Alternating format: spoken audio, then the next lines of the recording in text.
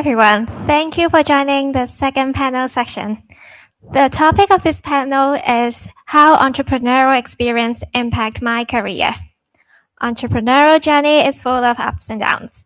And in this panel, our speaker will share their personal career pathway. Please let me introduce the speakers. Mr. Damien Hu, Director of Digital Transformation of Chinachem Group. Mr. Mark Sims, Innovation and Transformation Specialist. Ms. Serena Paul, Head of Product Management of Innovation Group of CLP Group. And the moderator of this panel, Mr. Mikkel Hansen, founder of Project.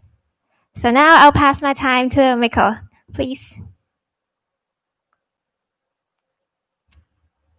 Welcome everyone to this panel on how entrepreneurship has impacted our careers.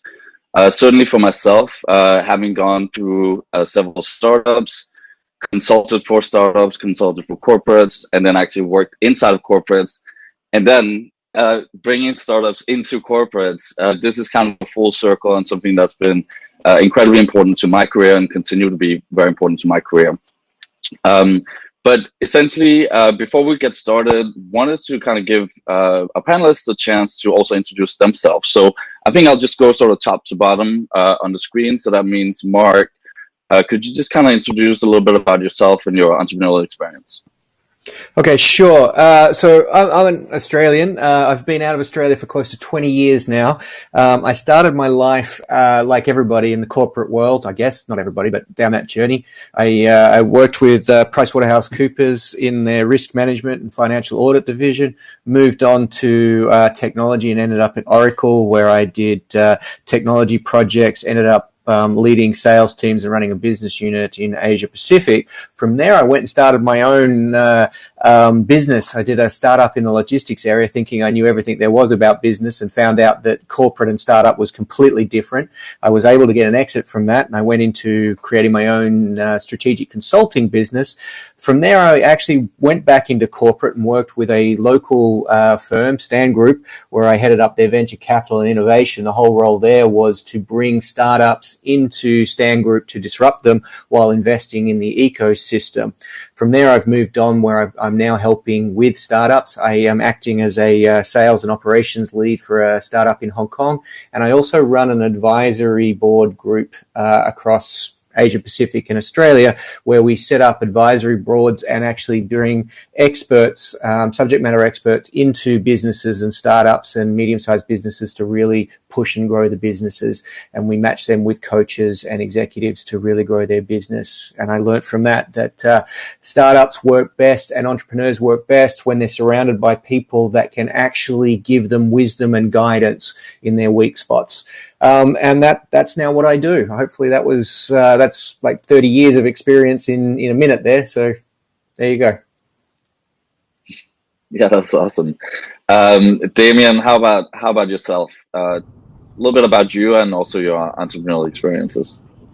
Sure. So I'm Damien Wu. I'm currently the Director of Digital Transformation at Chinachem Group.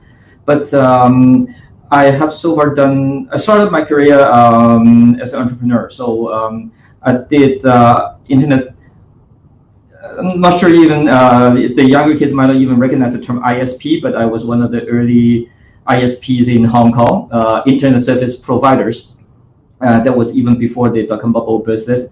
That was a very exciting startup, but also a big failure for myself. I failed badly, lost all the money, and then after 2 years, I had to go back to the corporate world. Did a number of consulting and other jobs after that, and then just couldn't stop myself from doing entrepreneur again. And so I did my second and then my third startups.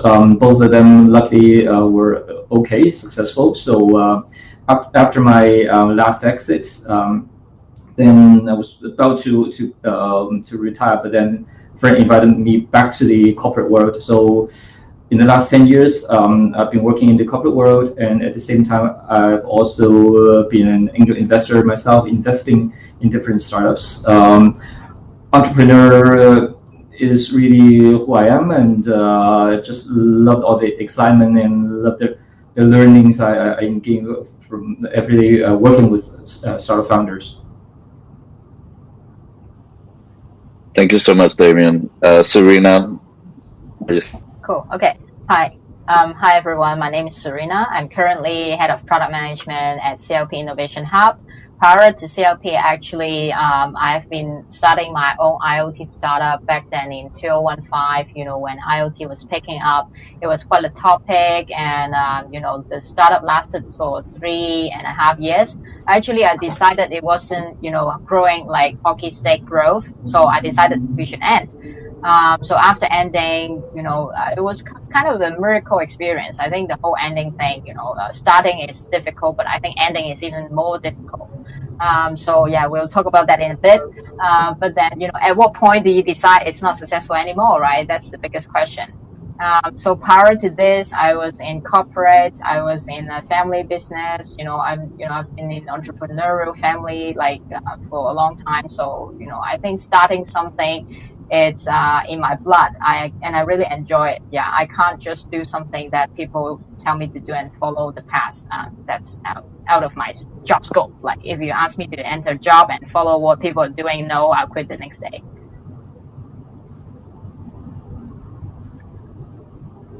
Great, thank you so much. I think one of the first things to touch on, going back to the topic of the conversation, which is how entrepreneurial experience impacted our careers.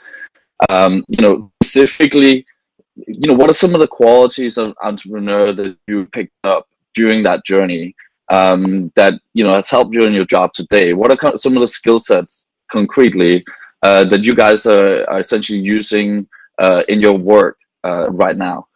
So kind of in a very concrete way, how has entrepreneurial experience impacted your career?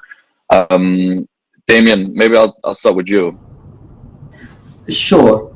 So, well, I guess to me, I've hopped from job to job. So if I look at the stack of business cards that I have over 20 of them.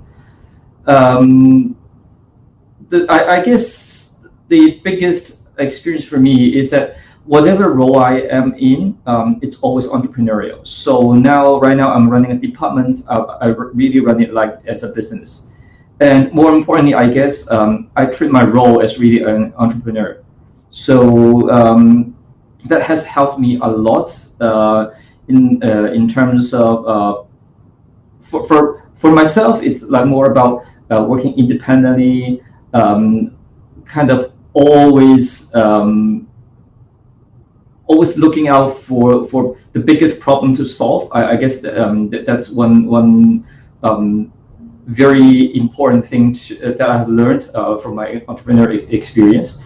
Even when I'm running a department, working for a company, there's always a million things that you need to do. So how do you prioritize? How do you prove your value, your department's value, and more importantly, create most value for your employer, for your clients? That's very important. Okay, that's interesting. Goes back to a little bit what CY was saying in the previous panel about kind of being a co-owner or sort of being invested in the business, right? So kind of bringing that mindset of mutual growth into your work. It's really interesting, I think, area to investigate. Mark, we were talking backstage a little bit about the unique journeys that we go on. Is that something, Mark, that you see in your work that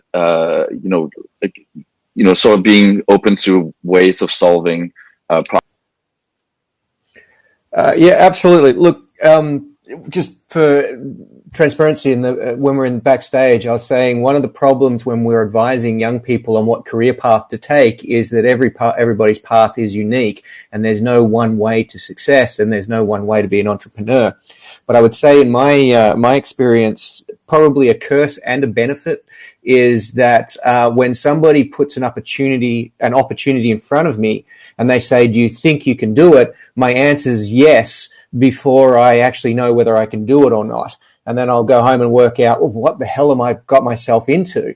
And so it's that if an opportunity is presented to you and it looks like a good opportunity, jump at it, because there's 10, 20, 30, 100 people behind you that will take it. and back yourself and be brave.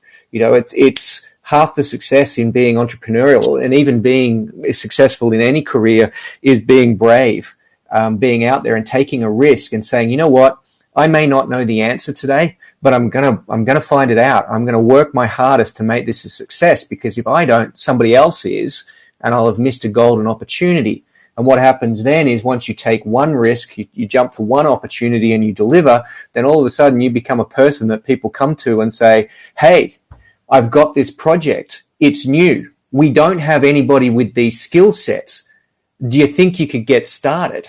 And that's fantastic for an entrepreneur, because normally when you're getting into these type of projects, it's not like we could look up and say, I want to hire a CFO. A CFO is a job. There's a definite career path to becoming a CFO.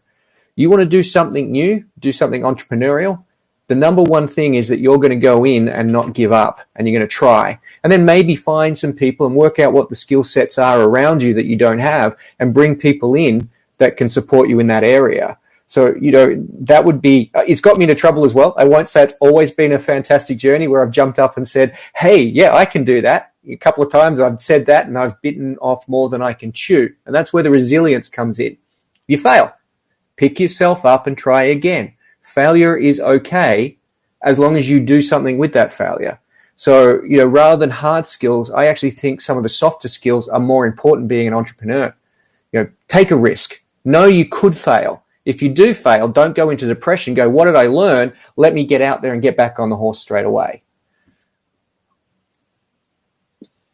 Yeah, that's excellent about the whole resilience and kind of keep trying. Serena, what about you? What are some of the kind of concrete skills you feel like you picked up during your startup journey that you can use today?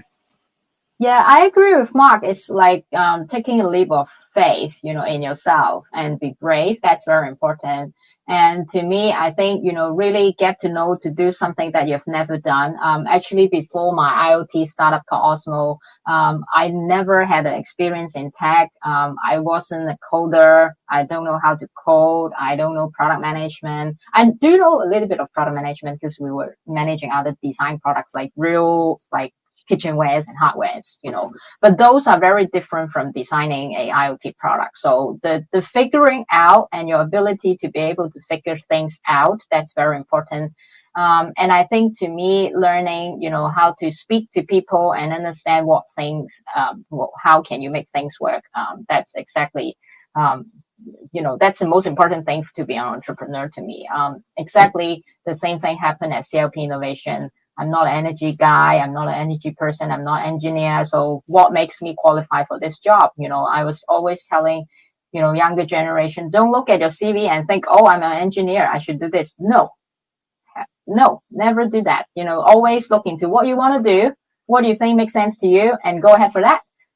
So, like now at CLP, we have a lot of technologies regarding the whole building, HVAC and whatnot. I had no prerequisite. I didn't know how it works, but I think it's through talking to people, the whole figuring out willpower, I would say, the willpower to figure things out. That's very important, to be successful or to be, managing, to be able to manage a new journey, not even talking about successful. Yeah. Yeah, it's interesting, right? I mean, I feel like that's something we talk about very often, this idea that we pick up a lot of skills. We become very kind of 360 skilled when we do our own startups. We kind of have to do everything, and everybody has to pitch in. So it creates another kind of mindset, and that's a very kind of positive. We can do that spirit. But I think, in order, like in full honesty, in a lot of corporates, there's also I guess some entrepreneurial antibodies. It's not always everybody that gets on board when the entrepreneur comes in and says, okay guys, let's, we may not be engineers, but let's go solve this engineering problem.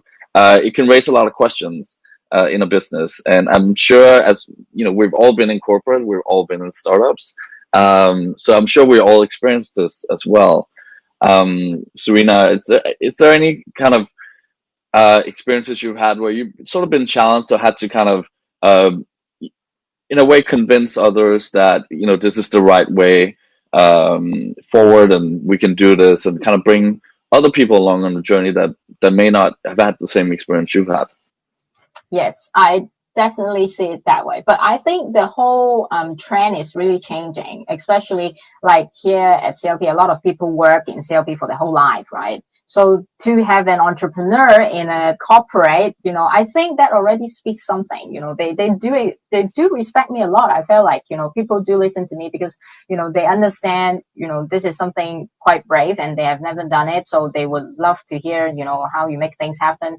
And they kind of believe you have the willpower to make things happen. So I think that really helped to create your credibility, and then, in terms of how we can execute things, that really helped in corporate. Yeah. So there is some resilience, like people might say, oh, you don't know HVAC, you're not a building person. So what makes you, eligible or relevant in this space? But I really think, it's also your ability to understand different technology and really talking to a lot of people. One example is we had a technology that we want to bring from Australia to Hong Kong.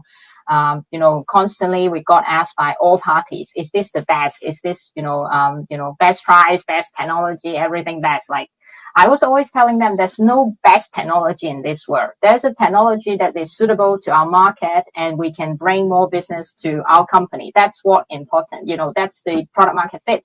And that's what we constantly have to look into. Yeah. Yeah, that's really interesting. Definitely something I recognize from different corporates. Another one, I guess, Damien, I'm looking at your title, Director of Digital Transformation, which is a notorious minefield of waterfall fighting agile, of enterprise systems that may have legacies, and it can be a whole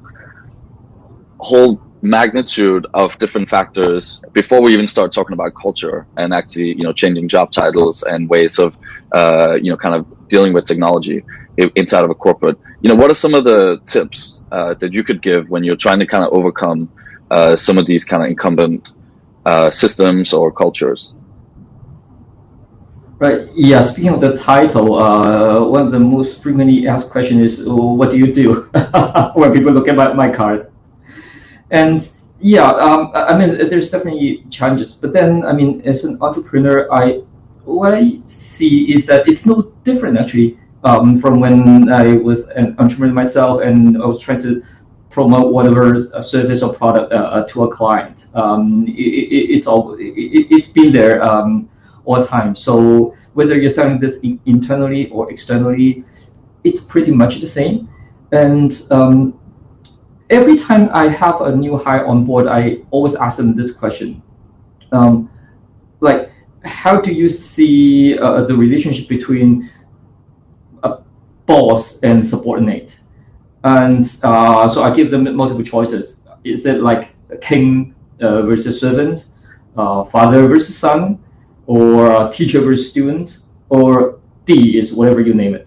And then I will tell them that at least, well, I guess everyone has a different answer, but to me, I always look at it, there's only one relationship that I can know how to deal with in the business world. It's service provider versus customer. So also look at your boss and also your internal other stakeholders as customers. That's the only way I know how to deal with them. And I ask all my subordinates also to look at me as their customer, and also look at all other users,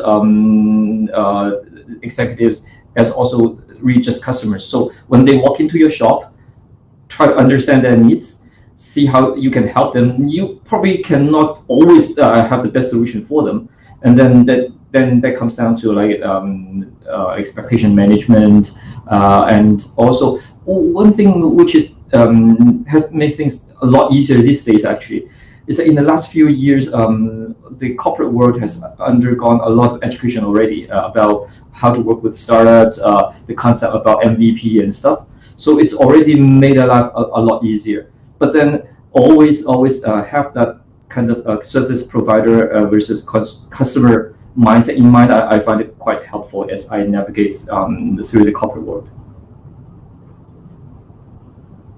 Okay, great. Mark, anything you want to add in terms of, this kind of entrepreneurial barriers that we might face? Yeah, look, there's always the competing priorities that makes it harder being an entrepreneur than an entrepreneur. And I just sort of add on to Damien's comments. While he's absolutely correct, customer service provider, everyone's your customer. The one thing that's different between corporate and your own business is, and I'm doing this with a company at the moment, when you have an unprofitable customer, you cut them loose. In corporate, as the entrepreneur, you don't usually get the option to cut them loose. So you have to work on projects that you would otherwise look at and go, this actually doesn't make sense because of the compromises you've had to do because of competing objectives. Now, the bigger picture there is that by nudging them along the process, by doing something new, you eventually get a bigger strategic success and return on investment. But it can be challenging. If you think about an entrepreneur, you're going to go in there, you're going to make changes quickly, you're going to get a return on investment. That's great. And if it's not working, you fail quickly. Corporates they talk that metric, they don't act that metric. And you come in with this great plan, and then you take it to the business owner and you say, hey, let's work through how this is going to work. And you walk out of that meeting with something that doesn't even look like the idea that started. And now that's okay, because sometimes it can be better, but sometimes in a corporate world, it can be worse, and you have to live with that to be able to kick off the project. Otherwise, the business unit owner or project stakeholder will not okay it. And there's not always an alignment between those individuals' personal objectives or financial objectives and the organizational's objectives. And these compromises can be hard, but it's something to be aware of that happens in the corporate that doesn't necessarily happen in the smaller. And I'd say in small organizations it doesn't, but as you get bigger, it starts to appear. As you get structure, as you get more people, as you get hierarchy, this is an inevitable outcome of success, I guess. And it's one of those things that organizations are always challenging themselves with. As we get successful, we get more like the Titanic. We can't move and we might sink if we hit an iceberg, whereas a startup can move around it. So one of those issues that you always face when you're an entrepreneur is you're given these concepts and ideas to act like an entrepreneur, move fast, fail fast with ideas, but the business doesn't always allow you to once you start executing. And that can be incredibly frustrating for somebody that truly wants to be an innovator, wants to be entrepreneurial and wants to succeed. So just bear that in mind. When you go into corporate, there's frustration. Don't get me wrong, there's frustrations out in the startup because you don't always have the money corporates have to do what you want, and it's a trade-off. So in the startup world, you can do whatever you want, with the main constraint being, will customers accept it, and do you have the money? In the corporate world, you generally have the money, but your customers are a lot more demanding, like, you will do this or I won't release the money. And even if you're saying, but it doesn't fit, well, usually when you're the entrepreneur, they're your customer and you don't exist without them, so you compromise.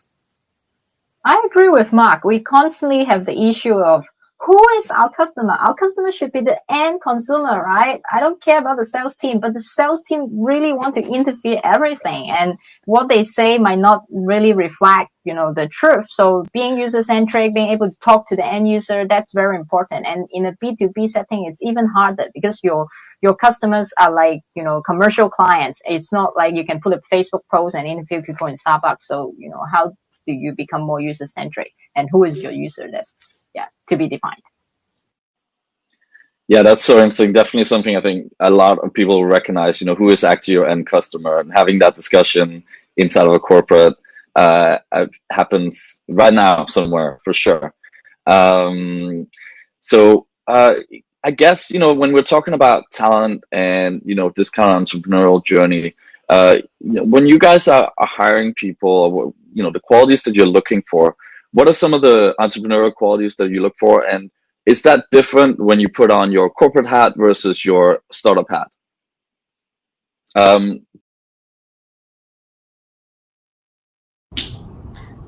Well, for me, I guess one thing that's kind of different between Hong Kong and I guess, for example, Canada, where I come from, is kind of in Hong Kong, startup founders are or people with entrepreneurial experience sometimes are more difficult to find a job in Hong Kong than probably in Canada or the US.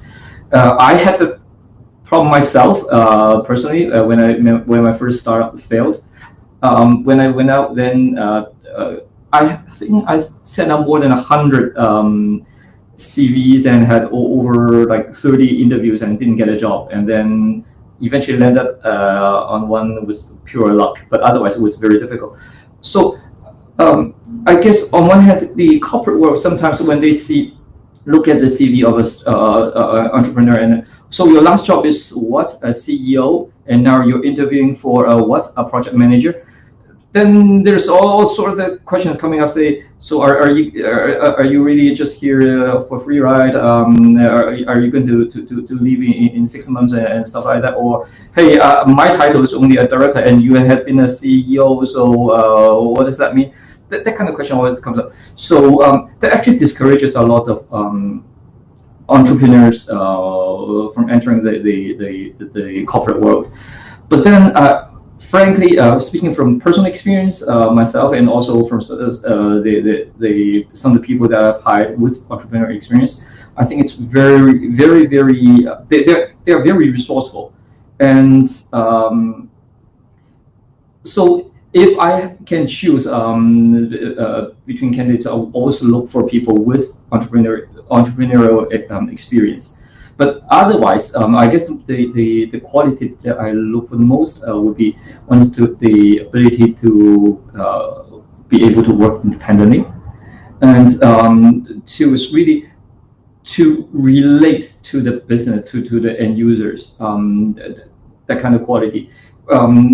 I guess if you have been an entrepreneur, then you automatically would be equipped with those qualities. But otherwise, I guess for others who didn't have the entrepreneurial experience, if somehow you can work on those qualities, that would be what I would look for.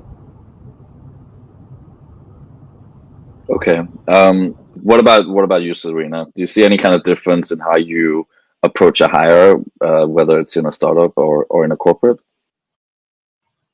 For me, not really, because like in the Innovation Hub, we do work like a startup. So I will look for people who are more entrepreneurial, and usually I will screen out people who want stability because they see CLP, they thought they're gonna have stability, and those people I just screen them out because if you can't be comfortable with an unstable environment, challenging environment where you have no guidance whatsoever, then you're not suitable to become an entrepreneur or to become somebody who can contribute in a corporate innovation world. So you have to be able to adapt to environment really fast. So I think various background is also very important. I think in the last chat, we also last session, we also talk about diversity. I think definitely we'll look into that. I think we try to create diversity even in my past startup and now. I think, gender and your nationality, age difference, those are very important. So we can, integrate together, but we're different. Yeah.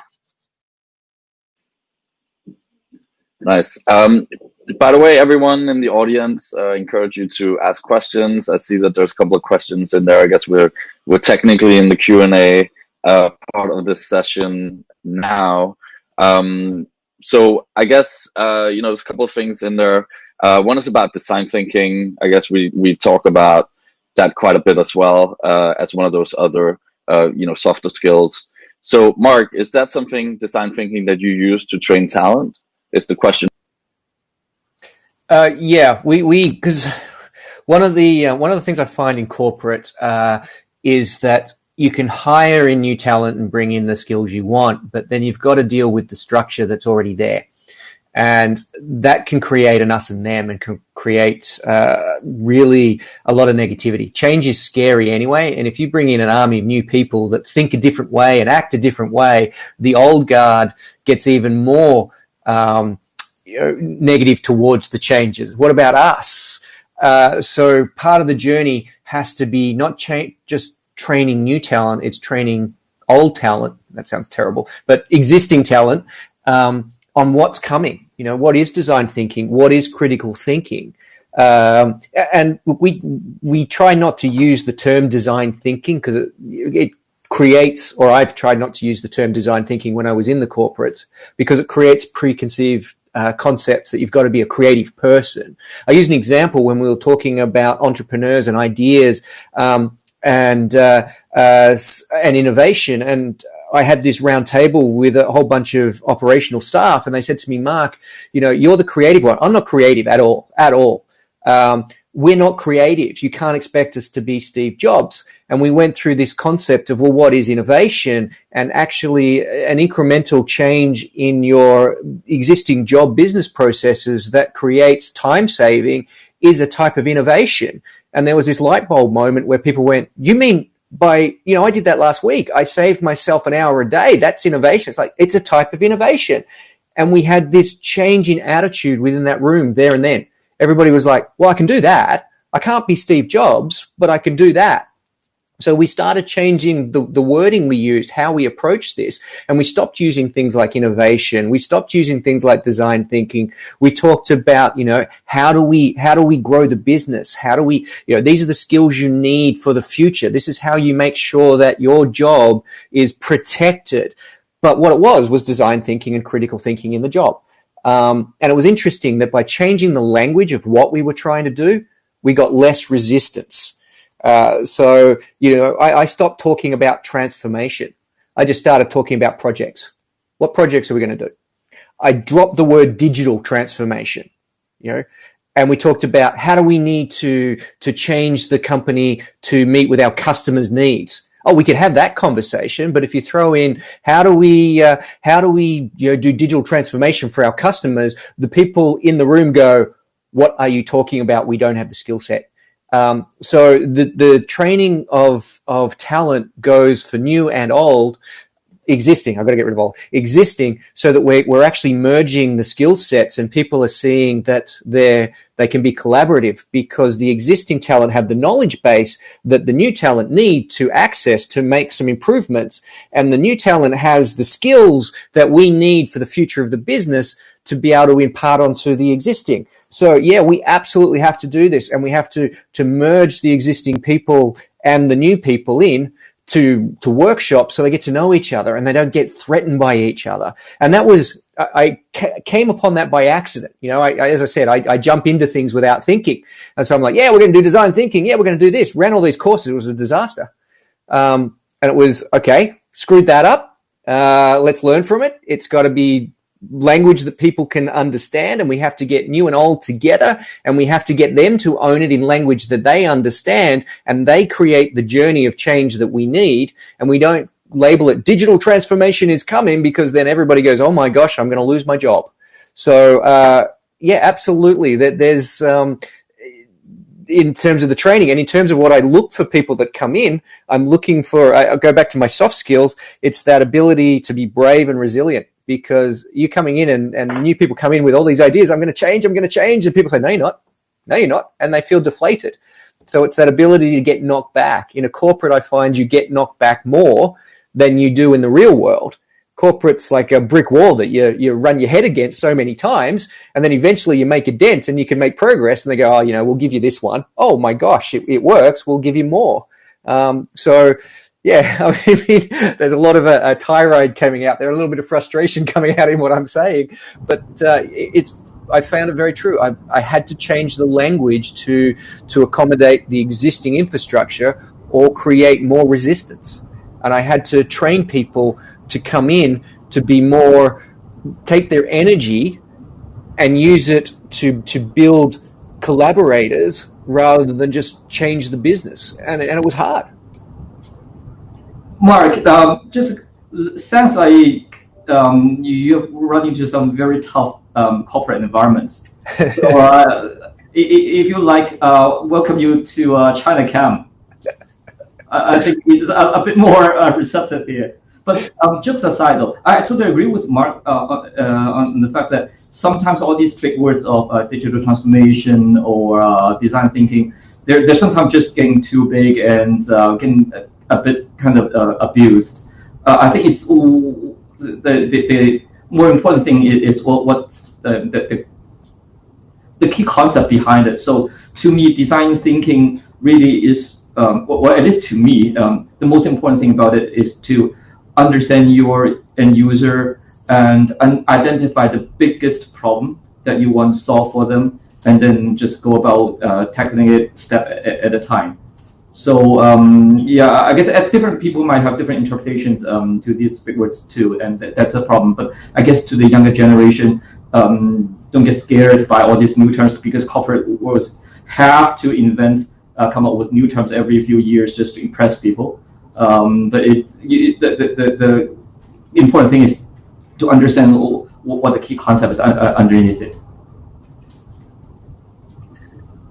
Yeah, I think it's so true. I mean, I can definitely emphasize with both of you guys. I mean, having sort of ran design thinking trainings inside a corporate, where everybody had to go through this, and you kind of see people thinking that, it's actually about Post-its, or it's about, some of those kind of, visual factors of design thinking that are not really to the core of what it is about. As you're saying, Damien, it's really about, being able to locate a problem and sort of figure out coalitions and ways to solve, right? So another question that I think is really interesting is from Tace here.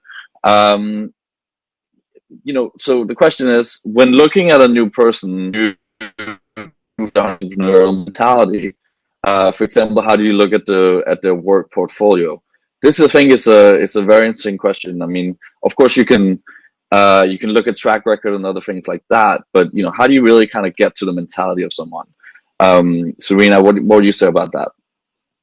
Actually, a lot of friends ask me, some people want to join the tech industry. They were saying, I don't have portfolio, or, I have a really poor portfolio. What should I do? And so even you have a really good portfolio, that could be fake sometimes too, right? So for me, portfolio is not the most important thing. The most important thing is, can they get through my case study, right? We'll give them, create IoT product from scratch. Tell me, what will you do? How many people do you need? Like, in how much time? It's more important, because tech is so new. Like, there's so many tech every day that is coming, a lot of tech stack. You can't have one person that knows everything from, AWS cloud computing to product management. It's impossible.